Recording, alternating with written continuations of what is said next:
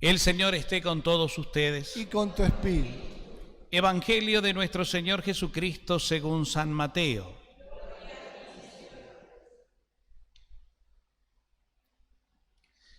Cuando Jesús se enteró de que Juan Bautista había sido arrestado, se retiró a Galilea y dejando Nazaret se estableció en Cafarnaúm, a orillas del lago, en los confines de Zabulón y Neftalí, para que se cumpliera lo que había sido anunciado por el profeta Isaías. Tierra de Zabulón, tierra de Neftalí, camino del mar, país de la Transjordania, Galilea de las naciones. El pueblo que se hallaba en tinieblas vio una gran luz. Sobre los que vivían en las oscuras regiones de la muerte se levantó una luz. A partir de ese momento Jesús comenzó a proclamar: conviértanse, porque el reino de los cielos está cerca. Mientras caminaba a orillas del mar de Galilea, Jesús vio a dos hermanos, a Simón, llamado Pedro, y a su hermano Andrés, que echaban las redes al mar porque eran pescadores. Entonces les dijo: síganme, y yo los haré pescadores de hombres. Inmediatamente ellos dejaron las redes y lo siguieron. Continuando su camino, vio a otros dos hermanos, a Santiago, hijo de Zebedeo, y a su hermano Juan, que estaban en la barca con Zebedeo, su padre, arreglando las redes, y Jesús los llamó. Inmediatamente ellos dejaron la barca y a su padre y lo siguieron. Jesús recorría toda la Galilea, enseñando en las sinagogas de ellos, proclamando la buena noticia del reino y sanando todas las enfermedades y dolencias de la gente. Palabra del Señor. Tomamos asiento, hermanos.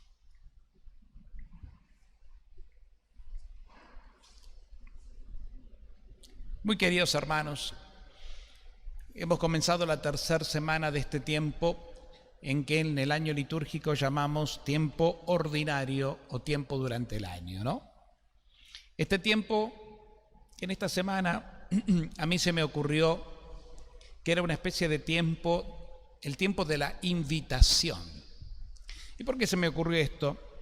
Y porque es el tiempo, como escuchamos de hecho hoy en el Evangelio, donde Jesús invita a seguirlo.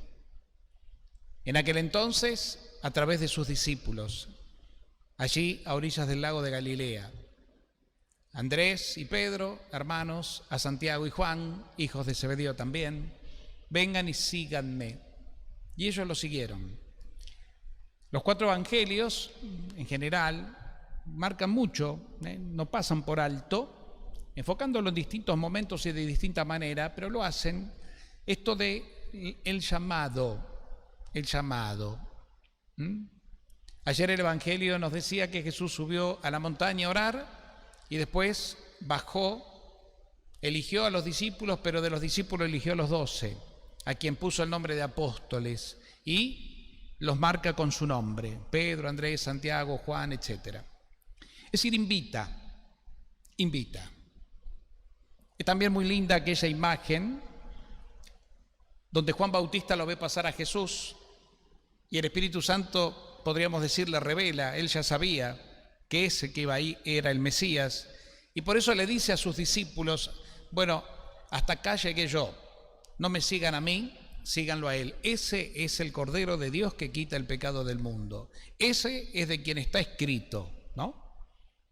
En él está el cumplimiento de las Escrituras. Yo bautizo con agua, pero ese va a bautizar con el Espíritu. Y dice que los discípulos lo dejan a Juan y lo siguen a Jesús. Y en el camino, Jesús se da vuelta y le dice: ¿qué quieren? Y ellos le dicen: maestro o rabí, ¿dónde vives? Ven y lo verás, vengan y lo verán. Y de hecho, el evangelista, que es uno de ellos, cuando escribe este testimonio, deja sentado inclusive hasta qué hora era. Era alrededor de las 4 de la tarde. Es decir, tiempos de Dios en la vida de estos hombres. tiempos que marcaron la vida en un antes y un después. Y así, en definitiva, es la vida cristiana. Tu vida, la mía, que desde la fe que un día se engendró en nosotros, que un día fue depositada como don en nuestra vida, como gracia, virtud, virtud que nos hace virtuosos, y virtuosos quiere decir que nos hace capaces de, en este caso, de creer. Esta fe que se va desarrollando y que va creciendo con nosotros en nuestra propia vida cotidiana es la que nos permite en algún momento tener esa nuestras 4 de la tarde que tuvo el discípulo, nuestro tiempo personal, que no es un tiempo que se mide ni en el reloj ni en el día. Uno puede decir, sí, bueno, yo realmente me convertí o me acerqué más a la Dios y a la iglesia aquel día que hice aquel retiro y escuché esa prédica, o en ese momento de adoración, o en aquella misa, etcétera, etcétera, etcétera. O tal vez a través de una experiencia de dolor, en un momento muy fuerte de mi vida, donde creí que mi vida ya estaba a la deriva y sin embargo una gracia, una emoción, una palabra me permitieron descubrir que realmente no era tan así, y de la nada resurgí por gracia de Dios. Ahí comenzó una vida nueva. Pero en definitiva, eso es más personal, pero si hay algo que sí nos caracteriza a todos por igual, en nuestro tiempo de Dios, donde realmente hubo un nuevo nacimiento en nuestra vida y un antes y un después, que fue el día de nuestro bautismo. Por eso desde ese momento fuimos todos capacitados por la gracia de Dios, en ese nuevo nacimiento, en ese nuevo ser que empezó a emanar en mí, Cristo en mí. El bautizado ya no se pertenece, sino le pertenece a Dios por Cristo. Y por eso es muy interesante siempre, y yo no me canso de citar, esa afirmación tan profunda, producto de una vivencia que tuvo el apóstol Pablo cuando dice, ya no soy yo, es Cristo quien vive en mí. Para mí la vida es Cristo. Es decir, su experiencia de vida, que parte de un llamado y que se va desarrollando en el día a día de una maduración personal que tuvo el apóstol como todos nosotros, le permitió decir y afirmar, casi ya a punto de ser martirizado, de dar la vida por el Señor, ya no soy yo, es Cristo quien vive en mí. Para mí la vida es Cristo. Para mí la vida es Cristo. Y la muerte una ganancia, llega a decir también, ¿no? Es decir, desde el día del bautismo nosotros experimentamos, espiritualmente hablando, una gracia que nos transformó. Y es ahí donde el Espíritu Santo puso un sello eterno que marcó nuestra identidad para toda la eternidad. Y es muy bueno que esto lo tengamos presente siempre. Ustedes me han escuchado hablar mucho de esto y me van a escuchar hablar siempre y volver sobre este tema tan puntual, porque ahí está todo. Mi identidad, mi existencia como cristiano, como hombre y mujer de fe, radica ahí, en esa gracia recibida, que la recibí por tradición en primer paso, humanamente hablando, porque mis padres me pidieron un día, o decidieron un día, a la mayoría de nosotros nos pasó, tal vez a otro más, como se bautizó más grande, fue distinto, pero en definitiva hay una tradición que viene de generación en generación, en donde un día mis padres, cuando yo era muy bebé, tal vez, en mi caso tenía apenas un mes, decidieron llevarme a la iglesia para ser bautizado. Y en ese momento, ese bebé experimentó la gracia bautismal y ese segundo nacimiento. Por eso decimos que el cristiano tiene 2 nacimientos, cuando mamá nos da luz, y el segundo, cuando somos engendrados y renacemos por el bautismo.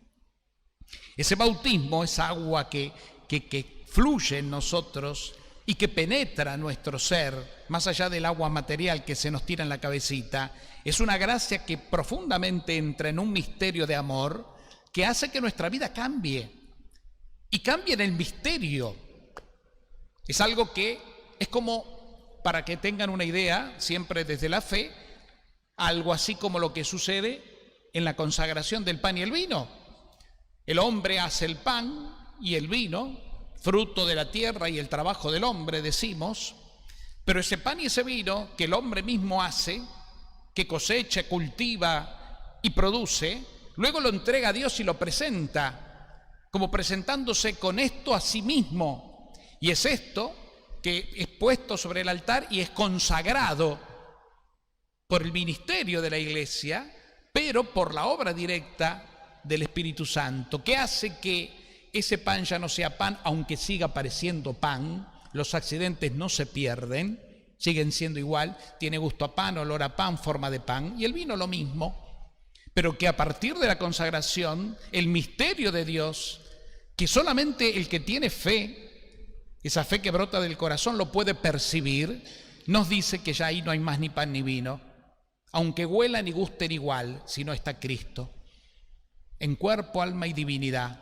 la transustanciación, como la llama la teología de la Iglesia, ¿no?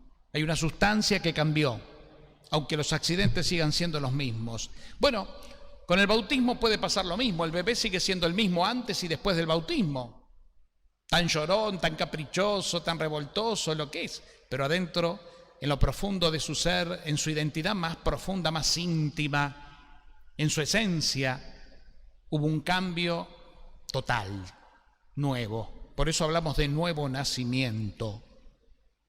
Entonces es bueno que nos detengamos en eso, porque si no partimos de la identidad, tu identidad, quién sos, lo demás, todo lo que podamos meditar, decir, rezar y celebrar, va a quedar siempre a mitad de camino. Un árbol puede ser muy esplendoroso, pero es lo que es porque abajo tiene raíces ocultas, de donde emana, de donde absorbe toda su nutriente y su alimentación para ser después lo que vemos en el afuera. Vemos lo que es producto de lo que no vemos, y en nosotros pasa eso. ¿Y qué es lo que somos? El misterio de Dios que nos habita. Estás habitado por Dios. Y hoy un poco la palabra de Dios entra en esa dinámica, ¿no? Yo escuchaba el Salmo, ¿no?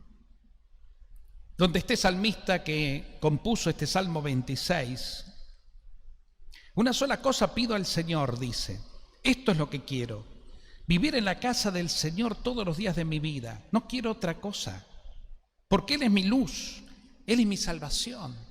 Entonces, si es así, así lo creo, ¿a quién temeré? ¿A quién temeré? Yo quiero gozar de la dulzura del Señor y contemplar su templo. Es un deseo que el salmista proyecta. Quiero estar con el Señor, porque de Él lo recibo todo. Pero trayéndolo un poco a nuestra vida, esto del templo, yo lo pensaba hoy, lo meditaba un poco. ¿Qué es el templo? El templo es el lugar donde habita Dios. ¿Y qué es esto? De alguna manera es un templo, sí, claro que sí. Templo material, hecho por el hombre y dedicado para las cosas de Dios, como por ejemplo para esto. Pero hay un templo que es primario a todo esto y que es tu corazón. Por eso qué importante para poder percibir esto que hablamos de nuestra identidad bautismal, de ser otros Cristos, es ir al templo, contemplar el templo, ir a lo profundo, ir a lo profundo. Y en el silencio de lo profundo, estar a solas en el templo, que es el sagrario, que puede ser el corazón, digamos, si queremos ponerle un nombre orgánico, estar ahí a solas con Dios. Y contemplar. ¿Ven? Dice contemplar. No dice, ni siquiera habla de meditación, porque la razón no puede acceder a esto. Es una experiencia que cuando uno la busca y pone el medio, lo que nos compete a nosotros, que es el lugar, el silencio, la intimidad, la quietud y el tiempo, Dios empieza a obrar, a operar, a manifestarse. Y lo hace a su manera, no desde la razón. No es la lógica humana la que puede entender esto, sino una experiencia. El salmista tiene la experiencia y está emocionado, se nota ser un hombre emocionado por lo que Dios hizo en su vida y en la vida del pueblo, y por eso dice, ¿no? El Señor es mi luz y mi salvación. Él, ¿a quién temeré? A los problemas, a las circunstancias adversas de la vida, a mi propio yo negativo que lo tengo y que a veces me juega malas pasadas. No, ni a eso temeré, porque el Señor está conmigo. Él es el baluarte, el valor supremo de mi vida. Y yo creo que contemplaré la bondad del Señor en la tierra de los vivientes, porque estoy vivo y vivo para siempre. Porque el Señor me creó por amor y ese amor me asegura la vida para toda la eternidad. Y ya lo dice el salmista, y lo dice el salmista antes de que esto suceda de una manera total y absoluta en Cristo, porque el Salmo fue escrito unos siglos antes de Cristo. En Cristo alcanzamos la plenitud, y esto se hace vida, es decir, se cumple totalmente. Es bueno que digamos esto, y es bueno que nos detengamos en esto, porque podríamos caer en un discurso moral, que es el que estamos acostumbrados a escuchar, que nuestra vida cristiana es portarnos bien, es cumplir los mandamientos, es luchar y esforzarnos y qué sé yo qué más, a través de una conversión penitencial para que el Señor no se enoje conmigo, porque yo soy malo y pecador y Él me castiga. Y si tengo que ser santo y ser santo depende de mí, es lo que me han enseñado. Y el Señor nos habla de otra manera. Y Jesús vino a traer otro mensaje que es diametralmente opuesto. Vos sos santo porque yo soy santo, te dice Dios. Y porque vos procedés de mí, que soy fuente de la vida y de la santidad. Y si tenés vida es porque yo te la di. Y si sos santo es porque yo te santifiqué. De manera que tu santidad no depende de tus virtudes personales, sino del amor que yo te tengo y porque yo te habito, porque así lo quise. Esa es mi decisión y fue de una vez y para siempre. Por eso tu vida y tu salvación es gratuita, no me debes nada. En todo caso te lo debes a vos mismo, que es distinto. Vos te debes ser feliz. Vos te debés tener paz, vos te debés a vos mismo la alegría, el gozo de la vida. Y no te lo das, no lo descubrís, porque lamentablemente pones el foco en el lugar equivocado. Porque buscas tu paz en el afuera, buscas tu felicidad en el afuera, buscas la alegría en las cosas terrenales, buscas la plenitud en aquello que nunca te la va a dar, porque de hecho ya la tenés. Entonces depende de vos, no de mí, te dice el Señor, porque yo ya te di. Y te di mi espíritu, que es mi vida en vos, con dones, con gracias, que te van a guiar en este camino. Escuchá mi espíritu, escuchá mi voz, déjate guiar por ella. Por eso volvemos. Contemplaré, Señor, tu presencia en tu templo. La dulzura de tu amor, Señor, en el silencio de mi templo santo. Por eso nadie puede poner una excusa de decir no tengo tiempo para rezar porque no tengo tiempo para ir a la iglesia. Si el templo sos vos y Dios te habita, en cualquier momento, en cualquier lugar y en cualquier situación podés hacer de eso un momento de encuentro y de oración, de alabanza y contemplación. Y vas a acostumbrarte a eso. Cuando uno empieza a entrar en esta dinámica del espíritu, uno empieza a convertirse en lo que es esencialmente un contemplativo. Es aquel que sabe pararse y detenerse en un ave o en la sonrisa de un niño, o sentarse en el jardín y ver el picaflor que en estos días baja a buscar el néctar de las flores. Y ver más allá de lo que tus ojos ven, porque es contemplativo, porque lo ves con el corazón, no con la razón. Y a vos mismo te vas viendo así, con esos ojos contemplativos, donde ves más allá de tus miserias, de tus pecados, de tú, porque vos no te identificás ya con tus accidentes, sino que vas a lo profundo de tu esencia, de tu ser. Así tenemos que aprender los cristianos, y digo aprender porque lamentablemente no nos lo enseñaron a esto.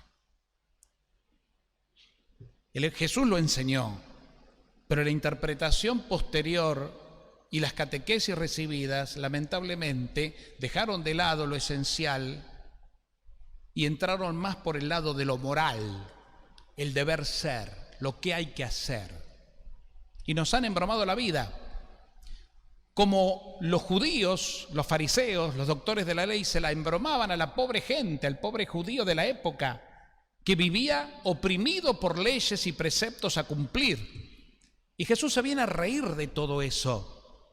Fíjense que en el Evangelio, nos dice el Evangelio, que cuando Jesús comienza su vida pública y comienza a anunciar el reino, y se enteró de que Juan Bautista había sido arrestado, se retiró a Galilea. Hermosos detalles los del Evangelio de hoy, porque nos ponen a Jesús realmente como en rebeldía, si quieren usar el término para entenderlo mejor. Jesús deja Nazaret y fíjense que comienza a anunciar el reino en las inmediaciones de Galilea, donde ya el profeta había anunciado que esos lugares que eran considerados lugares paganos, lugares malditos, lugares bien lejos de la religión, porque Jerusalén era el centro de la religión, ¿no? El centro de la fe, no iban a ser, dice el profeta, ¿no? Tú, tierra de Zabulón, tierra de Neftalí, camino del mar, país de la Transjordania, Galilea de las naciones, es decir, donde nada tiene que ver con el judaísmo y con las costumbres judías, naciones extranjeras. Ese pueblo que se hallaba en tinieblas vio una gran luz. Sobre los que vivían en las oscuras regiones de la muerte se levantó una luz. Esto lo dice Isaías, lo que escuchamos en la primera lectura. Lo trae luego el evangelista Mateo y aplica esto a Jesús. Por eso Jesús deja el centro de la religiosidad, donde está institucionalizado todo, la ciudad santa, Jerusalén, y se va a la otra punta, donde justamente había oscuridad. No conocían nada de lo que a Dios se refiere. Lo que significa que a Jesús no le interesa la institución. A Jesús no le interesan las normas. Viene a romper con todo eso. ¿Por qué se creen ustedes, entonces, que los fariseos lo persigan tanto? Que las autoridades religiosas estén constantemente encima, soplándole la oreja, a ver en qué hace, qué dice, si cumple, si no cumple. Y Jesús los desafía. Jesús los desafía. Me apareció el otro día en estos videitos, estas cositas, fotitos que mandan en YouTube de una amiga, que decía algo, una foto de Jesús que decía, Jesús muy simpático, que decía, a mí no me mataron por tus pecados, a mí lo que me mató fue el sistema. Y de alguna manera es cierto, lo que condenó a Cristo fue el sistema religioso, el sistema legalista, de los fariseos que no interpretaron, porque tener un corazón duro, que en Cristo se está cumpliendo todo lo que ellos suponían o creían defender como maestros que eran. Porque Jesús viene al encuentro y dando cumplimiento a que la ley es amor, al encuentro entonces del que sufre, del alejado, del que está en tinieblas y en sombras de muerte. Por eso sana al leproso y lo incorpora nuevamente a la vida social. Por eso le dice al paralítico, toma tu camilla y anda.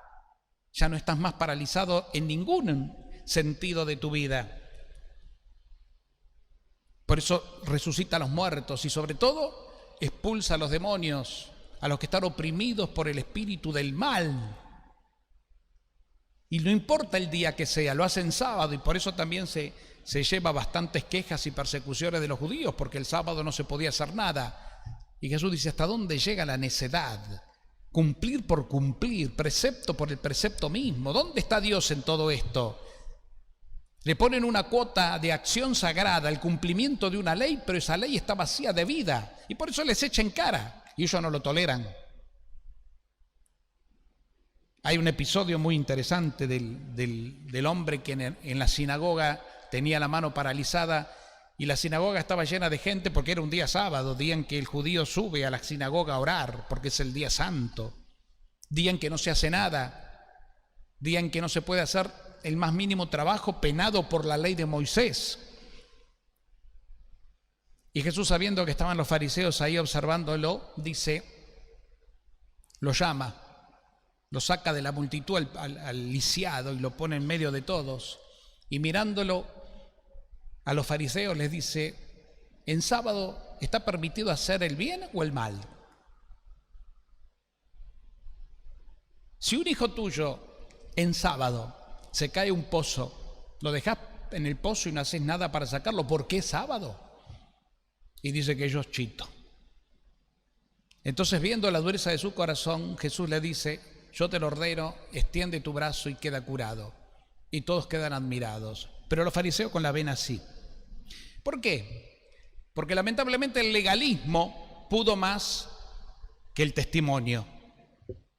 Ojo, que todo esto que les estoy diciendo viene en nuestros días, El legalismo puede más que el testimonio. Y por eso los cristianos condenamos. Y por eso los cristianos todavía juzgamos. Y por eso los cristianos todavía, que decimos ser cristianos, señalamos. Y nos creemos con derechos sobre los otros. Es el legalismo fariseo al cual Jesús se resistió. Ven que hay que hacer un proceso de conversión, pero cuando hablamos de conversión no estamos diciendo de acto de la voluntad, sino un proceso de interiorización para bajar y entrar en la dinámica de la verdad. ¿Quién soy yo? En ese encuentro con el que me habita, en una comunión de amor, él y yo y él, adentro, está en mí, yo. Y ser lo que sos, lo que realmente sos, no lo que te dijeron que debes ser. Ya basta apariencia, al cristiano no le sirven las apariencias. Las apariencias se caen. Como los pelos de la cabeza cuando envejeces, se te pela, ya va, no sé, ya está. Pero tienen que crecer otras cosas y madurar otras cosas. No tengas miedo que se caigan las cosas externas. Y no tengas miedo que se te caigan esto que hasta ahora te daba seguridad en la fe, el cumplimiento. No, se va a caer, se tiene que caer.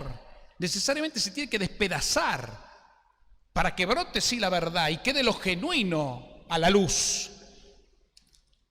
Porque el Señor vino a hacer todas las cosas nuevas en el amor, en la verdad, en la justicia.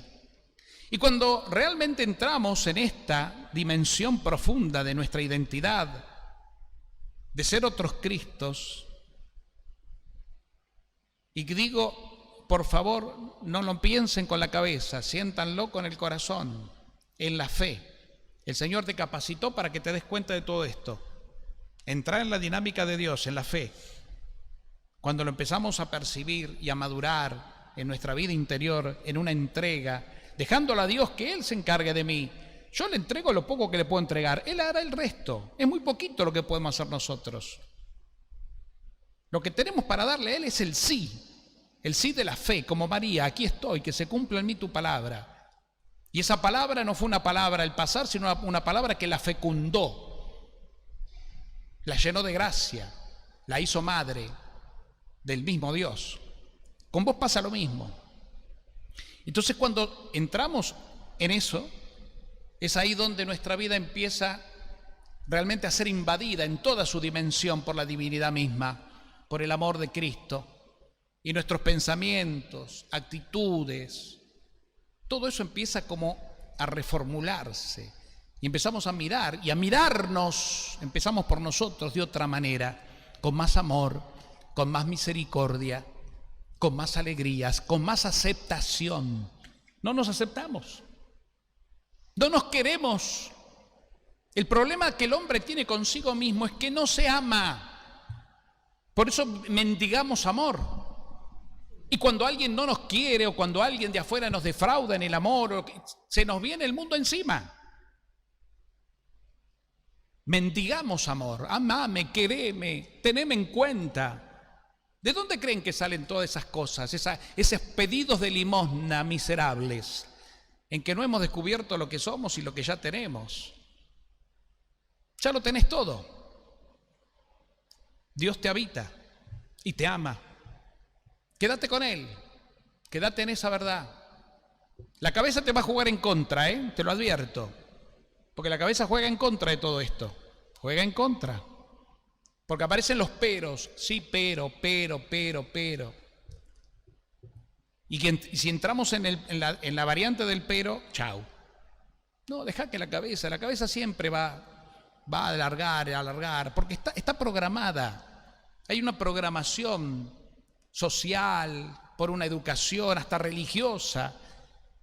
Y es ahí donde también se grabaron, si quieren, todas estas experiencias de vida, nuestras heridas, nuestras frustraciones con nuestros padres. Eso está todo acá en la cabeza. Eso es lo que va y viene. En cambio, lo otro, lo esencial, está en el corazón. Por eso descansa en el Señor y confía en Él. Ten ánimo, sé valiente, ¿no? Bueno, mucho más se podría decir, pero nos quedamos acá. Nos quedamos acá y yo les digo que con esto que les comparto, ustedes puedan seguir rumiándolo en cosas concretas y simples. Ruméenlo. Vuelvan a ustedes. Como les dije la semana pasada y días atrás también, el año recién está empezando. Estrenemos año, pero desde una dimensión sobrenatural. Porque el año será lo que es y lo que venga, como fue el año pasado. No esperemos que la cosa mejore afuera, sino que la calidad de vida la descubramos adentro. Y la plenitud y la verdad y la riqueza verdadera la encontremos donde está, en nuestra identidad. De ahí veremos qué pasa afuera y veremos qué podemos hacer nosotros para el afuera. Pero partamos de la base, empezá por vos y desde Dios, porque desde ahí es donde se comienza. Si Dios me dio el ser, desde Él tengo que vivir. Si Dios me dio la fe, en Él tengo que creer y de Él me abastezco, en el amor. Y después de ahí para los demás. Ciertamente que esto lleva un compromiso, claro, obviamente, no es quedarme cruzado de brazos y que el mundo siga andando cuando yo sé que tengo mi cuota que aportar, pero eso se va a dar por añadidura, se va a dar espontáneamente. Si yo soy paciente conmigo, voy a tener más paciencia. Si yo me amo y me acepto más a mí, voy a amar y aceptar más al otro. Si yo no me condeno tanto a mí, no me juzgo tanto ni demás, tampoco lo voy a hacer con el otro, sea mi esposo, mi esposa, mis hijos, mis padres, mi compañero de trabajo, sea quien sea. Pero todo se gesta adentro. Porque el hombre viejo siempre está ahí. El compadrón, el que, no, ese tiene que ir de a poquito, corriéndose, pero ¿por qué? Porque fluye el hombre nuevo, que es mi verdad. Demos gracias al Señor porque nos habla, ¿no? Y tengamos las actitudes de Jesús. Oración, intimidad, después comunidad, encuentro, familia y después servicio. Las tres dimensiones, pero que empiezan por el principio. Intimidad con Dios, encuentro con mis hermanos, servicio a los demás. Y así vivimos. Y así tiene que fluir la vida, ni más ni menos. Le pedimos a nuestra amada Madre su asistencia, compañía e intercesión. Que así sea. Que así sea.